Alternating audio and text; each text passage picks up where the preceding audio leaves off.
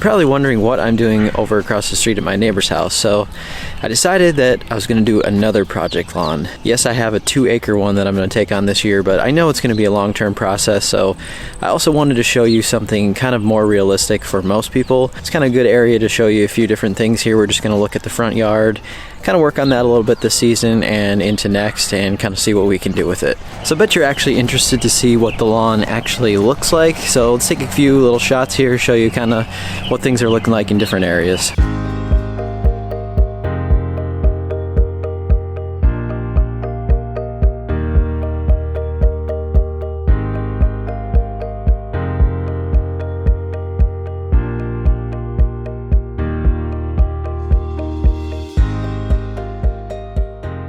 So you can see here there's pretty good grass here to work with. It just hasn't really been fed for a while. I don't think it's had fertilizer for a while.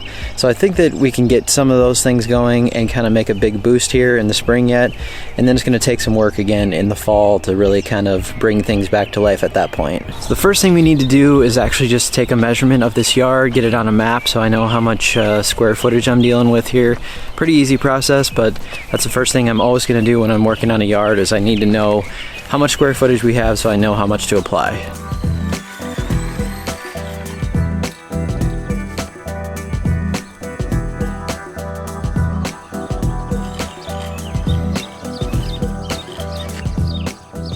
So what did we end up with here for the actual size of the yard?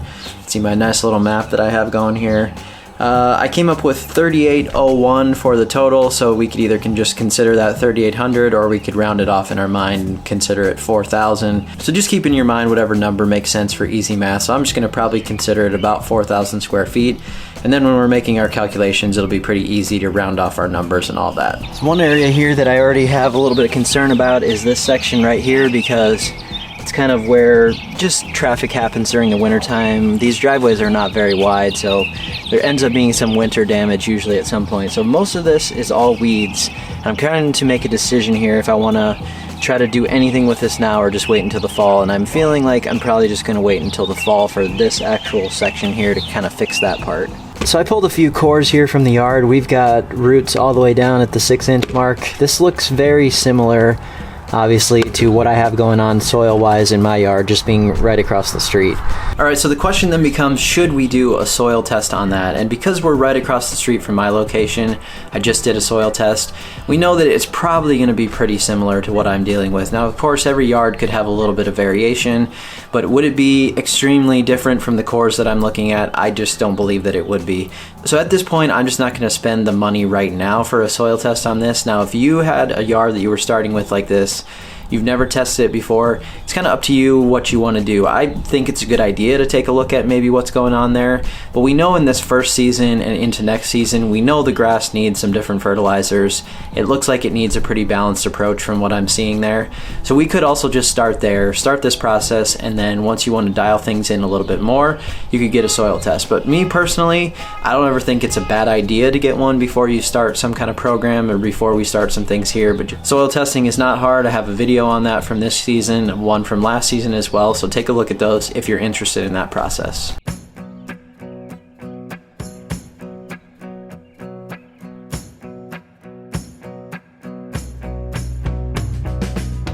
Alright, so although our soil temps were actually above 55 a few weeks ago, we've gotten much colder weather, much rainier weather here for the past few weeks. So we can still apply our pre-emergent. Maybe there was a little crabgrass that kind of started germinating before, but now the temps have come back down. We don't know exactly what's happening there in the soil, but I'm still going to apply a pre-emergent here just to make sure that we can try to prevent as much as we can going forward into this season. So it's May 1st today. I was doing a split app on my yard where I was applying some early in the season and then some in around the early summer time frame, but because we're already to May now, and I'm probably going to want to do some aeration and overseeding of this yard maybe in the fall, I'm just going to apply about a 4-month rate right now on the pre-emergent that I'm going to use. So I'm going to be using the same pre-emergent that I used on my yard, but since this yard needs fertilizer, and if you're starting this exact kind of same thing in your yard, you could go to a big box store, grab a pre-emergent that has a fertilizer mixed into if you want to kind of do this step in one thing if you'd like. I personally like to target these two things separately, but again, if you're wanting to save a little bit of money there and kind of do this, both of those things together, not going to hurt anything at all. Going with a rate of 4 pounds per thousand on this yard for the pre-emergent. That should give us about maybe 4 months coverage, maybe a little bit more, and that way we can come in the fall still and do some actual work there and we won't have any problems. If we aerate anyway, you're going to be breaking up most of that barrier, so I wouldn't worry about it too much, but I want to get a decent amount on there now. So around 4 pounds is my target here. So since we're dealing with 4,000 square feet rounded off, we need 16 pounds of the actual product going into my spreader.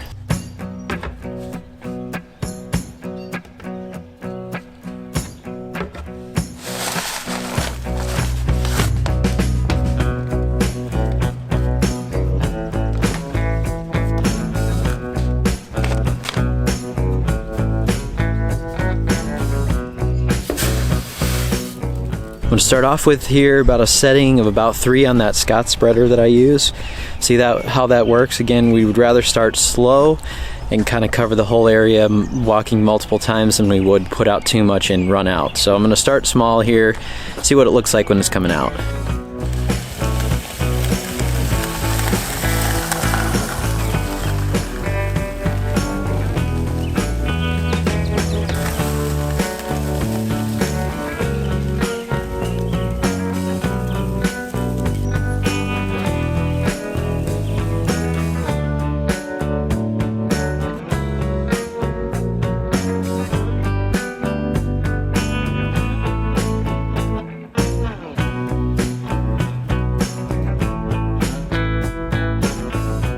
Bumped it up to 3.5 here. I've got about half left after covering the area that I need to do, so I'm going to go in the exact opposite direction and just put this out again, leave it on the same setting. My walk speed is pretty fast when I do fertilizing or this type of application, so if yours is a little slower, that setting might be okay. I have a video on calibrating that if you want to check that out as well. I just recommend starting with a small setting if you can, going over the yard more than once. That works perfectly fine.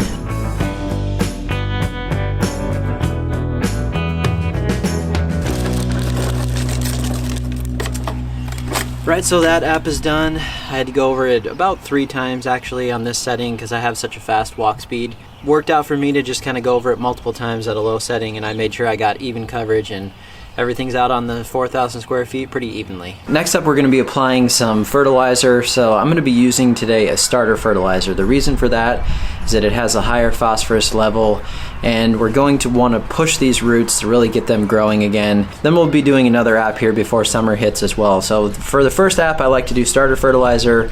You can use just a regular other fertilizer if you would like. We're going to be doing much better just by getting some kind of fertilizer down in general. But if you go to the store, get a starter fertilizer, go ahead and just follow the directions on the back for what it says for how much to apply for this first app. I'm going to be targeting probably around a half a pound to a little bit more. That's just what I have left in my bag right now. Just go ahead and follow those rates on the back of your starter fertilizer bag. If you go to the store, you're going to most likely get the homeowner versions, and they're going to have something on there for this Scott spreader or something similar. You can just follow that for now. For this application, we're just going to get this initial boost of fertilizer going.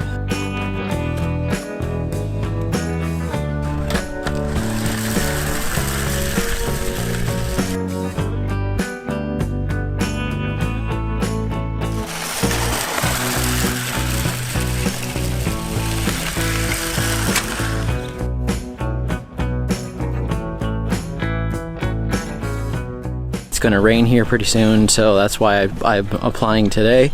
Fertilizer should be really watered in if you want it to work a little bit more quickly as well. So just kind of plan that out if you can around rain, if you don't have any kind of irrigation system or anything like that. I've got one more app today. It's kind of an optional thing if you want to do this, but it's going to help us kind of jumpstart some root growth as well. All right, so as I mentioned, this next step is kind of optional if you want to, but this is a brand new product here from Simple Lawn Solutions, and it's a humic, fulvic, and seaweed product. So it's called Soil Hume. They sent me some of this to use on my project lawns and to try out on my yard a little bit too, so thank you so much to them. Great company to work with. I've been really happy to be working with them this year, so check that product out in the description if you want to, but I'm going to explain how to use it here. Basically, we're just trying to fast forward some of these nutrients that we put down. Also with that seaweed, try to push a little bit more root growth as well. Pretty simple process here. There's really no mixing. You just grab this bottle. I'll show you kind of what my system is. I've been using their lawn foods. So I just took one of those sprayer tops off of there and put it right in this bottle, and we just spray away. No mixing or anything. That's what's really nice about this product. If you have some neck stuff, this would be a great time to use some RGS or Humic 12, something like that. Some Aerate as well. So those products would work here too. I'm editing the video right now, and I think we need just a little bit of clarification here to make sure you understand this product. Right now, when you order this bottle on Amazon, it does not come with a sprayer built into it like the Lawn Foods or the Lawn Energizer stuff that they have. So my recommendation right now is either get some kind of ortho type sprayer where you can pour some of this in there and do it that way and spray it out with a hose end like that. Or what I think most people would probably prefer would be to get one of these sprayers like I'm using here. So if you order a Lawn Food or you order another type of Lawn Energizer or booster product from them, you're gonna get that bottle that has one built in. You can just take that right off and then put it onto this bottle like that. I wanted to clarify that just to make sure you understand that you don't get this sprayer here that I'm using when you order this product alone. And Sipalon is working on that right now to find a sprayer that they want to use hopefully in the future with this product. This bottle is going to cover 3,200 square feet, so we have a little bit more than that here to deal with. But I'll just try to push my pace a little bit and we'll cover most of this area here. One more thing to clarify too is I said that this bottle covers 3,200 square feet. That would be at a rate of 10 ounces of this product per 1,000 square feet. So if you wanted to go less than this, that's totally fine. And if you wanted to do it more often, maybe a 3 to 5 ounces per 1,000 type of thing, maybe once a month, or if you want to go throughout the season and spray this more often, you don't have to go so heavy right here and use all of this all at once. For me, I know that I want to jumpstart this thing, so I decided to use the full rate there, but you could cut down that rate and put it into another sprayer. So it's up to you. I just wanted to clarify there too that you don't have to use this rate if you don't want to that heavy, but you could make it last a little bit longer throughout the season and just spray it more often.